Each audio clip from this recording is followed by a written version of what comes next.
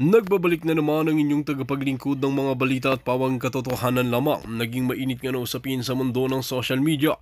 Talaga naman na hindi na nga napigilan ni Kuting ng Norte na ito at talagang pumunta nga ito sa US para talagang magmakaawa at sabihin na pauwi na nga si Liz Satanas sa bansang Pilipinas.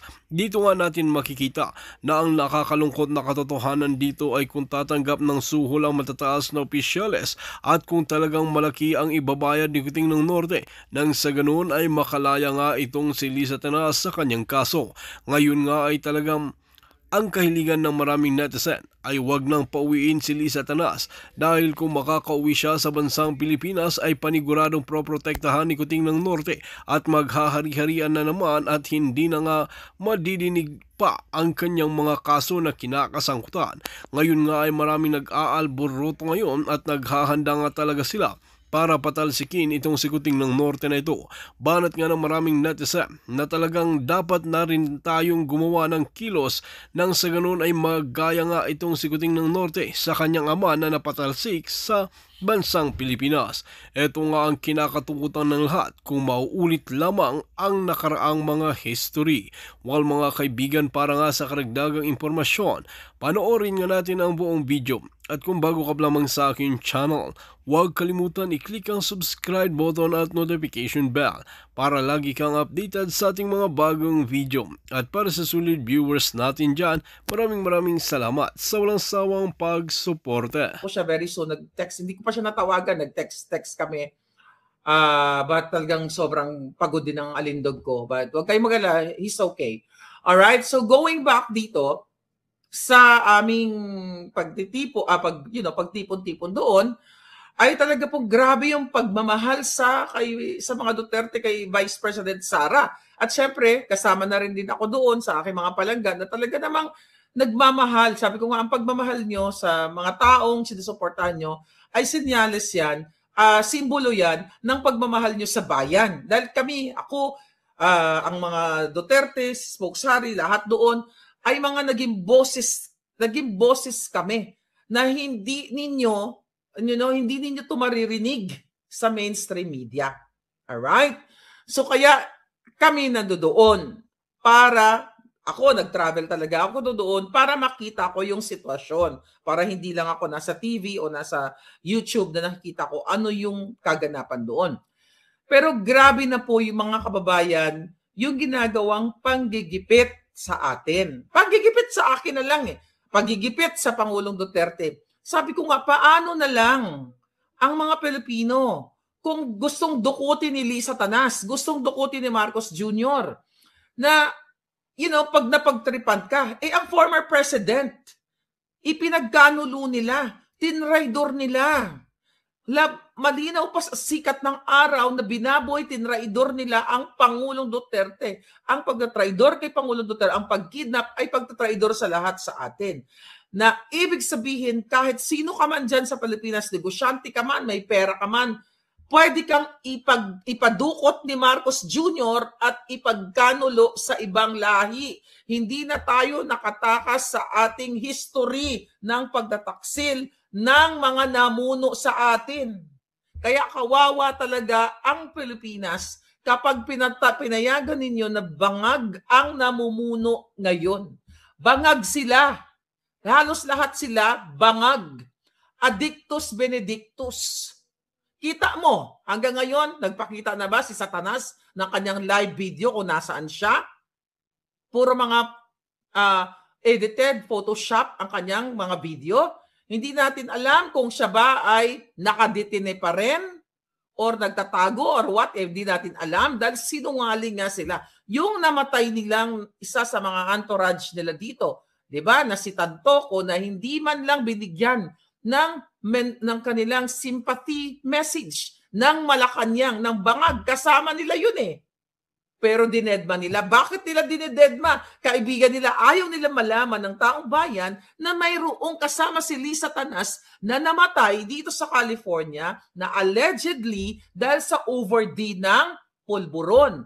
Ulitin ko po, ako ay nag-request na ng documents doon sa nangyari dyan sa Beverly Hills, pero ongoing pa rin ang investigation. Okay? Maybe I will share it sa ating mamaya, no? I-screenshot ko, i-share natin yan para makita ninyo. So mayroong namatay na ayon sa mga informante, allegedly namatay dahil sa pagsisingot ng pulburon. At pag kinunik-connect nyo yung pangyayari, connect nyo yung dots, mga kababayan, kasama ni Lisa Tanas yun. Kaibigan mo yun eh. Kung kaibigan mo yun, namatay, magbibigay ka ng simpatya. Di ba? Magbibigay ka dahil first lading bangag ka, first lading kidnapper ka. Ikaw, Marcos Bangag, kaibigan nyo at kaibigan nyo yung pamilya, magbibigay ka ng sympathy message or condolences. Right? Pero hanggang ngayon, wala silang binibigay. Magtataka ka ngayon. At sabi ng Beverly Hills Police, ongoing pa rin yung investigation. So anong kinalaman ni Lisa Tanas dito? Di ba? Saan sila kumuha ng pulburon kung yun ay mapatunayan sa investigation na may bitbit silang pulburon, binitbit ba nila galing ng Pilipinas, yung pulburon na siningot nila, or what? O dito nila binili ang pulburon na singhot nga nila according to our source, right? So dito mo makikita, palubog na ang Pilipinas, which literal na lumubog. I think habang nasa airport kami, binabaha na naman kayo, inuulan na naman kayo dyan sa Metro Manila o sa iba pang bahagi ng bansa. Dahil sa inang flood control na yan, na wala kayong, na ayaw nyong magsalita, ayaw, not you guys, yung iba, nagbibingi-bingihan pa rin, nagtatanga-tangahan pa rin, natuwa pa kayo. Natutuwa kayo na may isang Pilipino sa katauhan ni Pangulong Duterte na pinakidnap. This is not about kahit ayaw nyo kay Pangulong Duterte. Kaya kayo mga gunggong talaga kayo. Kahit ayaw nyo sa isang Pilipino na kay Pangulong Duterte, walang karapatan ang gobyernong bangag na ipakidnap ang isang Pilipino. Walang karapatan si Lisa Tanas, si Bangag, na ipakidnap ang dalawang minor de edad na anak ni Sheena Makapinig dyan, na nandyan ngayon, naka-asylum visa sa Belgium dahil pinadukot ni gobyernong Bangag at Lisa Tanas. Hindi kahit ayaw nyo sa akin, ayaw nyo kay Pangulong Duterte o ayaw nyo kay ganito, hindi nyo pwedeng ayunan. Ibig sabihin, dahil ayaw nyo sa pagmumukha ng isang tao dahil inggitera lang kayo, di ba? Ay okay lang na ipadukot o ipagurgor. Ganyan ang mentality ng mga sumusuporta kay Marcos Jr. Mga gago kayong lahat dahil hindi nyo iniisip na pwede rin gawin sa inyo. Pwede kayong babuyin ng mga addictus benedictus. Patuloy na lumalala ang krimen, ang addiction. Lahat dyan sa Pilipinas. Anong ginagawa nitong PNP? Sinisisi pa tayong social media. Ang sinisisi daw kung bakit sinasabi na patalamak ang crime sa Pilipinas dahil sa social media. Anong kabangagan yan? O sa social media influencer? Alright? Anong kabangagan yan, mga palangga? Kaya sabi ko sa inyo, the reason why hinahunting, gusto akong ipagurgor, may assassin sa mga buwakan ng inang ito para tumigil na yung mga bibig natin o yung bibig ko. Sabi ko nga, over my alindog. Kahit sa huling patak ng dugo ko, hindi ako titigil. Diba? Mga kaso nila, nilalabanan ko. Hindi nila na-foresee yun na kaya ko silang labanan. Okay? Lahat tayo tatargetin, mga kababayan. Lahat tayo gugurgurin ng mga yan pag nagkaroon sila ng pagkakataon. Hindi nyo ba nakikita ang DILG Secretary bangag na bangag pag sumagot? Diba? Hindi mo ba nakikita nung unang hearing dyan sa Committee on Foreign Relations, magkakasabwat silang lahat? At allegedly, yung piloto na nagbiyahe kay Pangulong Duterte ay talagang, nandoon din noong panahon ni Pangulong Duterte. Yung si Captain Gulya. Ganito katraidor.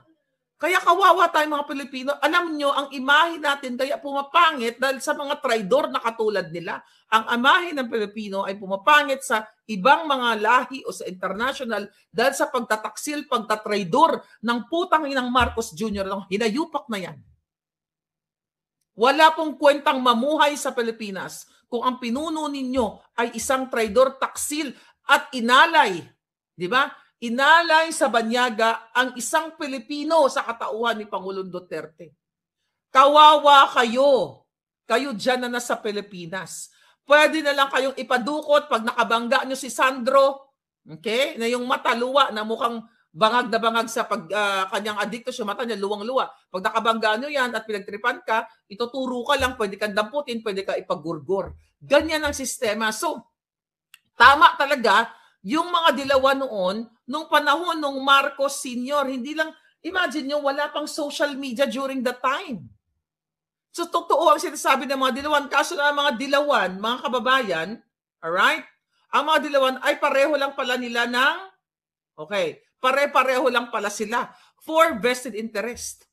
Okay? Kaya panagutin ang lahat, piloto, lahat ng nakipagsabuatan dito sa pagkidnap kay Pangulong Duterte ay panagutin. Kaya nung panahon, balik tayo kay Senior, totoo lahat pala ang mga ibinintang sa tatay niya.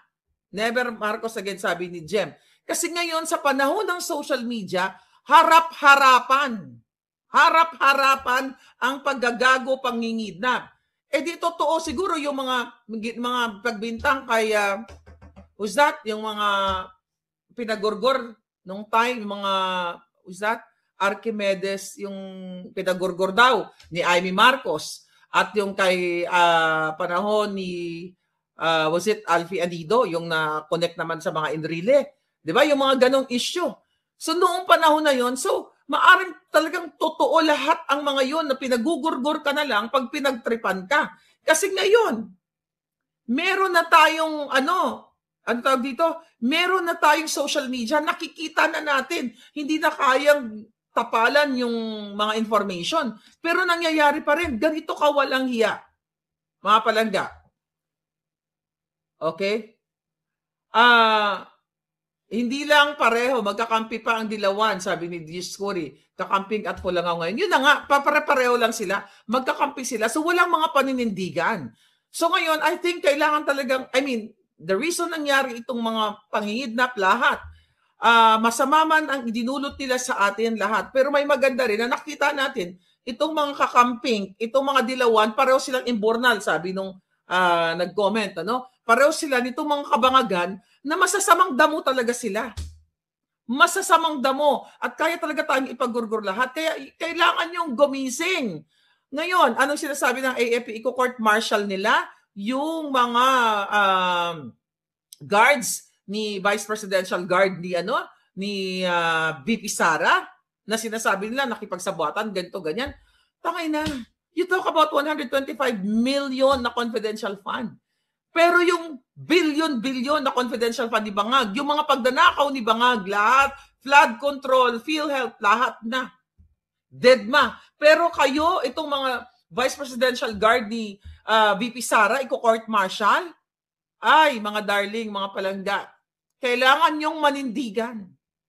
Lalamunin kayo o gugurgurin kayo ng buong-buo ng gobyernong Bangag.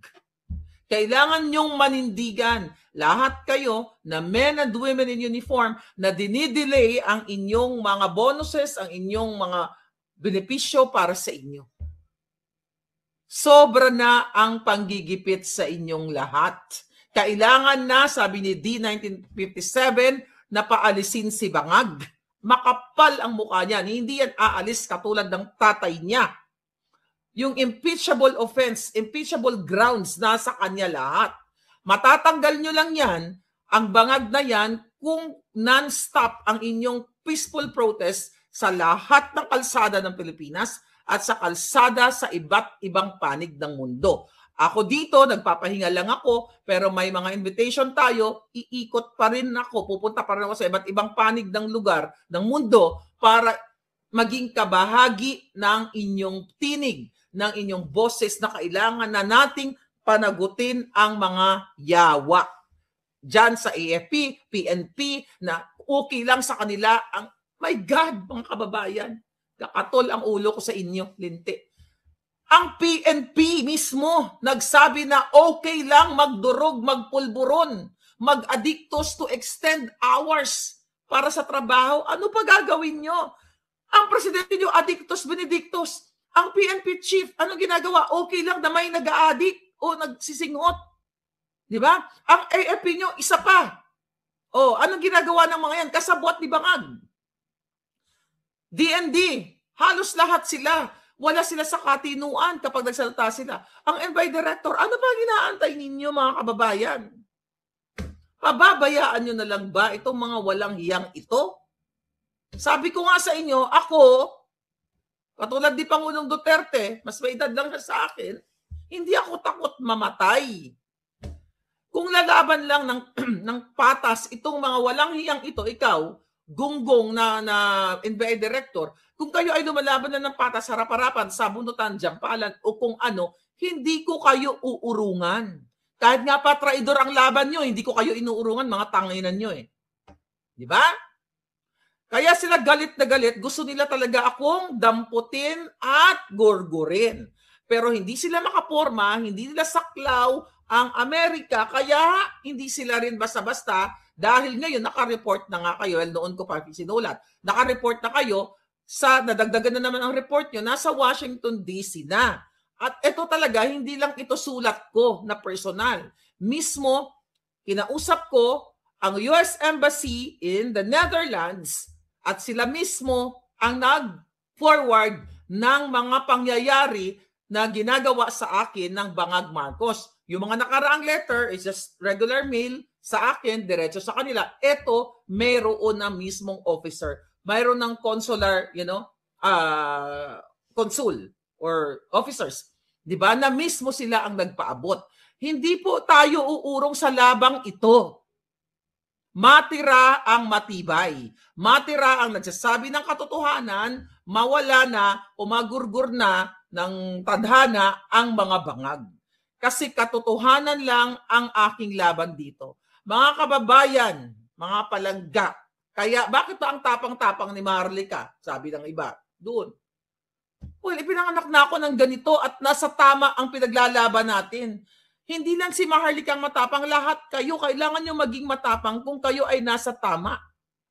Kapag nasa tama ka, hindi ka matatalo, tandaan nyo yan. Pag ang tao ay laging pumapanig sa katotohanan at sa bayan, hindi ka matatalo. Pero kapag bangag, di ba? Pag mga bangag, katulad ni Bangag Jr., ang kanilang pananggalang dyan, yung pera ng bayan eh. Yung panggigipit, pangaharas. Di ba? Kumusta naman? Yung abogado, di ba? I cannot tell right now, pero nakakatawa. Kumusta si Langka? Masasorpresa ka sa exhibit na. Ang sorpresa na naman kayo. Kasi sa katangahan ni Lisa Tanas, nakakuha na naman ako ng panibagong exhibit. I'll tell you about that later. Pero I think hindi pa tama na sabihin ko ngayon. Yeah, sa katakahan talaga. Alam mo kasi mga bobo kasi to mga to. Pag adik ka kasi, hindi mo na iisip kung ano yung ginagawa mo. Sa habang nagkakamali ang mga bangag, habang nagkakamali si Lisa Tanas, living pa daw ha? Private life. Sabi ng mga bangag. Tapos ngayon, sabi ng mga julul, okay? Huwag daw isama yung kanilang mga Diyosawa, di ba, sa aking pagkikriticize sa kanila. Umaaray sila. Kasi nasabi ko, ang kanilang mga asawa ng mga politiko ay lumalamon ng pera ng bayan, mga ninakaw galing sa kaba ng bayan. Konti lang. Ito mga nagbato sa akin ng mga kaso, di ba, kasama ang kanilang mga asawa. Na case yung mga asawa daw nila ay hindi kasali. Hindi daw kasali, namumuhay daw ng private. Oh, really? Kaya naman pala may bago na naman exhibit si Maharlika. Ang sinasabi ko po sa mga kaso na binabato nila sa akin, ang aking mga depensa sa kanilang mga katarantaduan, sabi ko, hindi ko sinabi na yung mga asawa ninyo ay mismong nagnakaw ng pera doon sa kaban, yung kinuha ng ganyan. Ang sinabi ko, ang mga asawa ninyo, mga putang ina nyo, lumalamon at mga anak lumamon sa pera ng bayan. Katulad ni Saldico, di ba? At ni Langka, ni Robles, mga kababayan. Kasi kasama yung mga asawa nila sa pagkaso. Di ba? Dinidiin nila na sinabi ko daw na yung mga asawa nila ay nagnakaw din. Sabi ko, hindi ko sinabi na yung asawa ninyo ay nagnakaw, yung dinampot na ganun yung pera. Ang sinabi ko, indirectly, lumalamon galing sa pagnanakaw nyo. Di ba? Paano naman magnakaw yan? Dahil wala naman, hindi naman appointee ni Bangag.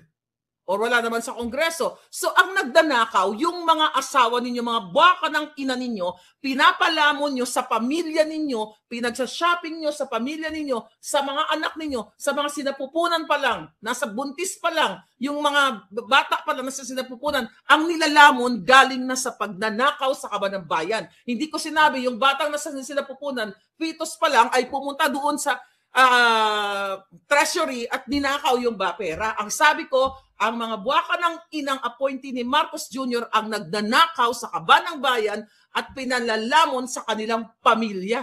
Magkaiba yun. Yun mga palangga. Ganon sila. Kaya nilalabanan itong mga putang inang ito, mga buwaka ng inang ito. Ini-intimidate. Kasi mag-hire sila ng lawyer. Lawyer ni Johnny Depp. Hindi yung lawyer kasama sa exhibit. Di ba? Alam na nila yon. Well, by now, alam na nila. Okay? Wala, kasama ni Lisa Tanas eh. Yung lawyer si Johnny Depp, ng lawyer ni Johnny Depp. O, magulat ngayon yung lawyer, kasama siya sa exhibit. I think you have to know. Well, na-file na namin yun. O, ano ang bakit? Yun nga ang tanong ko eh. Bakit ang lawyer ni Johnny Depp, si Vasquez, kasama ni Liza Tanas doon sa event? Eh di sinama ko sa exhibit. Bongga, di ba? Nakita nyo yun, yung pinost nila. Akala nyo, hindi yun ay mabubura. Nasa exhibit na yan. Kasama ng asawa ni Robles. Ang sabi, asawa daw ni Robles ay private, hindi daw talaga private person. Private person? Kasama dun sa libo-libong, napanood ng mga libo-libong mga trolls nila. You know, ang picture kasama yung abogado. Ano ngayon? Kasama. I think ngayon pa lang malalaman yung lawyer nila na, putang ina, kasama ko sa exhibit. Kasama sa exhibit ko, sa ebidensya. Eto ba ang nagnamumuhay ng private life? Edi bongga. I'll show you. I think, pero nandiyan naman Nandiyan naman, mga palangga. So ganon, kapag bangag ka, hindi mo alam. Ikaw, Lisa Tanas, proud pa si Lisa Tanas na isinama si Camille Vasquez, high bargain shopper, sa kanyang Facebook page. Kasama si Vasquez. Ito kasi mga kababayan, si Camille Vasquez kasama. Yung isa doon, abogado din, hindi ko lang mabigkas yung pangalan niya. Dalawang abogado kasama ni Lisa, abogado ni Mel Robles at nung asawa niya. Di ba? Ethical. May ethical standards ang mga abogado. Anong kinalaman ni Vasquez kay Lisa Tanas? Although wala si Robles, so kaso lang itong si Lisa Tanas hindi nag-iisip. I believe hindi akalain ni Camille Vasquez na i-post siya ni Lisa para ma-intimidate ako. Takot ako kasama ni Lisa Tanas si Vasquez. Di ginamit ko sa exhibit. 'Di ba? Eto. 'Di ba? Talagang mga palangga, ang Diyos mabait. Okay, mabait kay Maharlika, mabait sa taong bayan. Bakit kamo? Mga palangga, alright, ganito talaga kapag ang tao ay hindi nag-iisip katulad ni Liza Tanas. Hindi nag-iisip, mga kababayan, hindi nag-iisip eh. Kaya tuloy na, what? Okay, wait a minute. Where is it? Okay, here we go. Dan. So hindi siya nag-iisip sa kanyang mga kaanuhan, sa kanyang mga katangahan. Ang huli talaga, sabi ni Raymond. Yes, huli talaga. Di inano natin. Okay? Okay, wait a minute. Dali lang. Akala mo nasa exhibit na ako. Kailangan ko lang yun sa inyo. Papakita ko to. Alright. Where is it? Okay, ito. Total na file naman na ito. At saka this is available to sa public. Kaya I think I have to show. Kailangan ko ipakita sa inyo to. Okay, here we go. Saan na yun? Ang daming exhibit ni Palangga. Saan na? Ba't wala dito si Lola mo? Okay? So ngayon, the more na si Lisa Tanas, sa kaya yabang-yabang niya, the more na nagkakamali sila mga Palangga. Kasi hindi nila iniisip. So kaya maganda yon kasi nagagamit natin sa ating mga ebidensya yung kanilang mga kajululan at pagyabang-yabang. Okay. Dali lang. Kaloka, di ba? At wala dito. Okay. So, hanapin mo nga. Okay, here we go. Okay. Ang dami exhibit. So anyway, sige. Mamaya hanapin. Post na lang natin yun. So, kukwento ko na lang. Sino yung kalaguyo? At saka na muna yung mga kalaguyo niyan na post na natin yan. So mga kababayan, yun ang nangyari. So sa the more na nanggigipit sila, the more na nagkakamali sila kasi akala naman nila, mga kababayan, nagpapasindak tayo sa kanila. Kasi pag ang utak ni Lisa, hindi na yan gumagana. Puro na yan bangag, alak, bangag. Yung mga nasa likod niya lang, dahil hindi nag-iisip ng tama, kaya nagkakamali sila ng lalo. Oh, 'di ba? Congratulations, Camille Vasquez. Kasama ka sa exhibit. 'Di ba? Kasi mga kababayan, pahanap nga yung kay Camille Vasquez lang, please. Yung kay Camille Vasquez, hindi ko mahanap din sa email ko eh. Papakita ko lang sa mga palangga. Maganda kasi ipakita sa inyo yun eh. Yung part ng yon. Ngayon, mga kababayan, lahat ng kaso ko, ang nakalagay doon, si Lisa Tanas, si Lisa Marcos. Lahat ng kanyang panggigipit, pagnanakaw, panggidnap, lahat na doon. By the way, congratulations also Sheena, distressed mother. Kasama na rin sa exhibit ko yung letter ni Sheena kay Teddy Boy Locsin Jr. Kasama ka na, Teddy Boy Locsin Jr. sa mga exhibit ko. Lahat kayong mga buwaka ng inang ninyo na naging kasangkapan, naging kasabwat sa pangingidnap sa 2 minor de edad. Lahat, kasama na kayo. Dahil talaga namang kasabwat kayo sa lahat ng kawalang hiyaan ninyo. Pangingidnap, panggigipit, lahat kayo ay kasali na. Hanapin mo nga palangga yung yung kay Vasquez. Hindi ko makita dito eh. Ibigay mo nga sa akin. Please. Sa cellphone. Ayan, ito yata. Ang dami kasing exhibit. Wala dito. Anyway. Straight. PDP laban, sabi ni Palangga. Sabi ni Blind. Okay. Ditad nino. Okay, may gugurgurin tayo. Yung, daw? Hindi ko alam yung travel advisory. Ano yon? Wala akong nabasa. So I cannot comment sa travel advisory na yan, mga kababayan. Babalik ka pa ba sa The Hague? Sabi ni Roxy. Oo naman, babalik. Well, I hope makauwi na yung Pangulong Duterte. Pero yes, babalik pa po ako sa The Hague. Babalik pa ako doon. Magkikita-kita ulit tayo. At talagang yung travel advisory, what about ng US friend ko sa FB yung nag-post mismo. What about the travel advisory? Mga palangga, mga kababayan.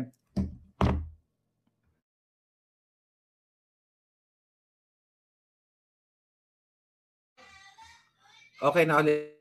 Okay. So ngayon mga kababayan, yes, Chloe Pearl, asa na ba si Satanas? Ayun nga din mga palangga, puro mga edited yung kanyang picture dyan. So mga kababayan, so yun. Kaya sabi ko, kailangan nyo lumaban. Okay? Kailangan ninyong lumaban para sa katotohanan. Huwag tayong matakot. Sinisindak na tayong lahat eh. Di ba? O buti kasi Spokes Harry, di ba? Lumalaban. Ngayon, nasa Netherlands. Gusto nilang tinamnan din yan. Ginawan din ang issue. Mga gago talaga. Talagang lahat tayo. By the way, mayroon nag-message sa akin. Yung mga dating nag-work sa Office of the President, mga regular worker lang, ay hinahunting or pinupuntahan sa mga bahay-bahay nila at nagbigay ng mga survey. Bago ito, mga kababayan. Here we go. Alright. Miss Maharlika, may nagpunta po, ito dati sabi niya, ako po ay dating nag-work sa Office of the President kay Pangulong Duterte. Isang ordinaryong staff lang po ako. May nagpunta po sa bahay namin kanina. Nagpa-private survey daw po. Galing sa private company. Nag-ask sila kung ako daw po ay sang-ayon na dinala si PRRD sa ICC. Nag-refuse po ako mag-comment at sumagot. Tinanong ko sila kung sino ang nagpapasurvey. Ang sabi nila, private company. Hindi nila minention ang company nila. Tinanong ko kung saan nila nakuha yung name ko. Kung random survey lang. Kasi sabi random survey lang. Sabi nila, pinorward lang daw ng company. Pero doon po sa street namin, ako lang ang pinuntahan. Kaya nagtataka ako, sabi niya, saan yan? Kaya nagtataka ako kung random pero may specific name sila ng tao. So yan, nagpa-survey na naman sila ngayon at ang pinupuntirya daw mga kababayan mga dating nagtatrabaho sa mga just regular staff sa Malacanang. So ano na naman kaya ang kadrama nila?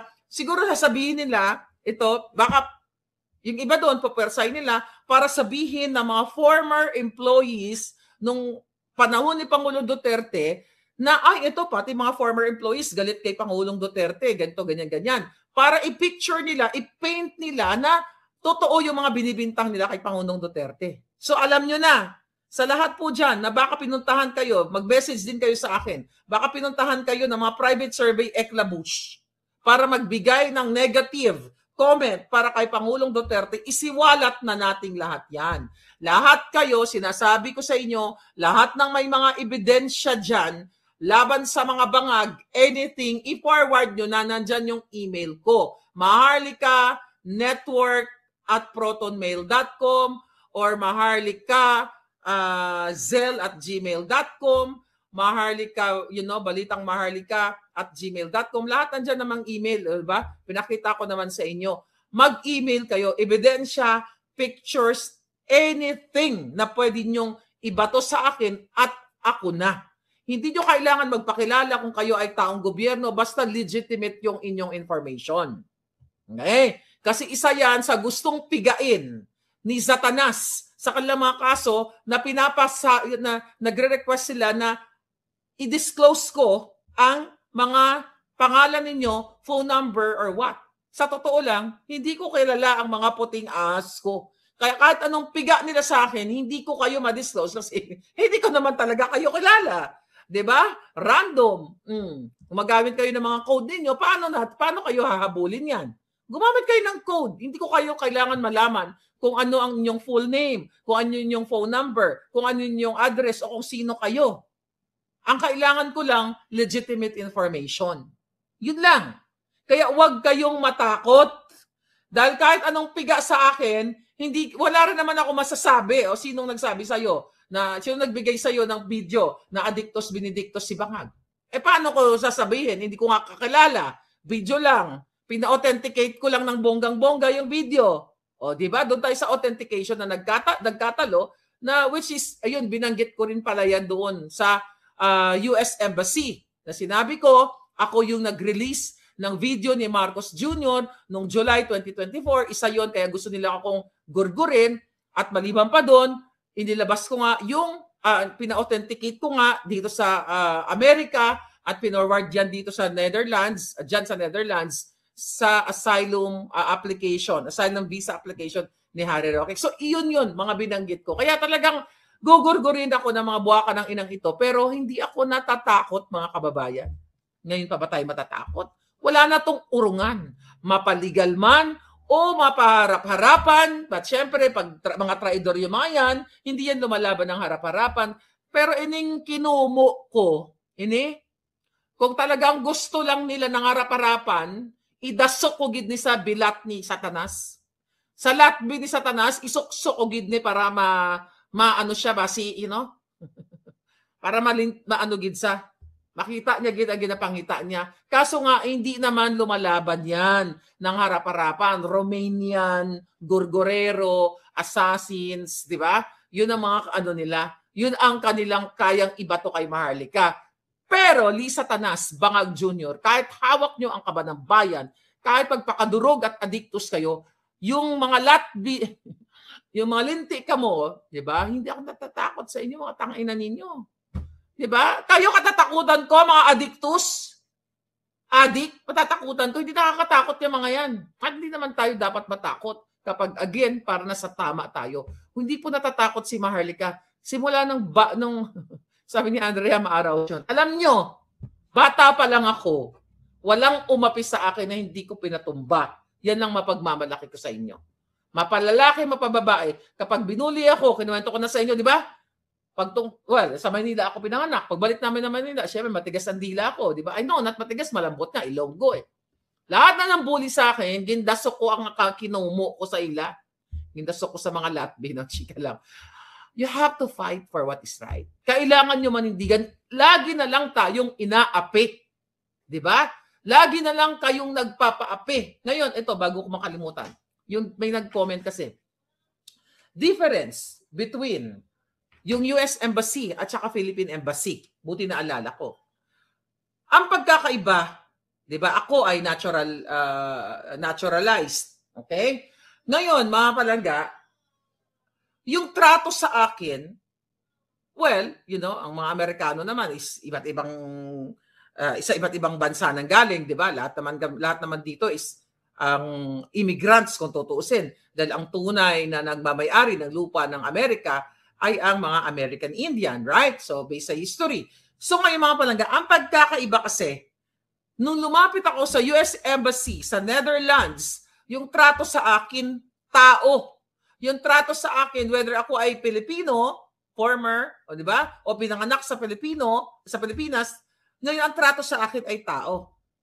Sa embahada ng Pilipinas, ito, kayo mga OFW, pag lumapit ka sa mga consular office, ang mga buwaka ng ina, ilo-look down ka pa. Ang tingin sa'yo, ito OFW, domestic helper, bababuyin ka pa, ibabagsak pa, i-degrade pa ang pagkatao mo. Tama ba ako? Pag nagreklamo ka, kailangan ko ng assistance kasi yung amo ko gusto akong gasain o gusto akong ganituhin. Yung iba pa sasabihin sa'yo, o siguro nagbiga-biga ka o naglandi-landi ka. Ganon magtrato. Hindi ko nila lahat. Pero ganon magtrato ang mga konsulado. Ida-down ka pa. Higi ka ng tulong, sir. Ano po, ganito, ganyan. Kasalanan mo yan eh. Nagpunta-punta ka dito sa Saudi o nagpunta-punta ka dito kung saan man. Di pagdusahan mo, doon ka. Nahingi po ako ng tulong. Wala kaming budget para sa ganito, ganyan. Ganon kayo katrato. Kaya napakasakit sa Pilipino, sa mga OFW, na kayo ay nagtrabaho, nagbabayad kayo ng mga dues, taxes, and everything. Di ba? Ng mga contribution ninyo. Tapos tinrato kayo dyan sa konsulado natin, ang tingin sa inyong maliit. Yung mga binibigyan lang nila ng magandang trato, yung mga kakilala nila. I know that. Ganyan magtrato kayo, mga ayop kayo. Pero ako, tinrato ko, anong assistance na gusto mo? O i-report na kaagad namin to sa DC. Binigyan ako ng chance, kinausap ako. Mahigit 1 oras ako nakipag-usap dun sa US Embassy. Pero sa Pilipinas, pag pumunta ka sa Pilipinas, sa mga embahada, kakausapin ka ba ng konsul ng 1 oras? Hindi, ipo-forward ko, ito, may problema to, ganito, ganyan. Wala kaming assistant ngayon, wala kaming budget. Kaya napakasakit sa mga OFW. And the only president na nagbigay ng kalinga sa inyo, panahon ni Pangulong Duterte. Remember, sa Kuwait, nung mayroong jijitayin, ano ang sabi ng Pangulong Duterte? Pag ginawa nyo yan, ganito, ay pull out namin, recall namin ang lahat ng mga